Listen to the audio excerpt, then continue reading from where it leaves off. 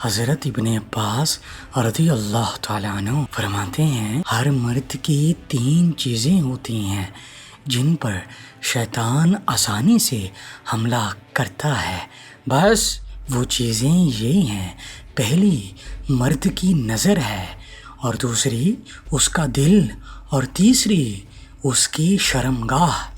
اور اسی طرح عورت کی بھی 3 ایسی چیزیں ہیں جن پر شیطان آسانی سے حملہ کر سکتا ہے، بس وہ چیزیں یہی ہیں: عورت کی نظر، اس کا دل اور سرین۔ بس وہ لوگ جنہوں نے اپنی ان 3 چیزوں کی حفاظت کر لی، وہ لوگ شیطان سے محفوظ رہیں گے اور شیطان ان پر حملہ نہیں کر سکے گا۔ اور وہ لوگ جنہوں نے لاپرواہی کی تو شیطان ان پر حملہ کر دے گا۔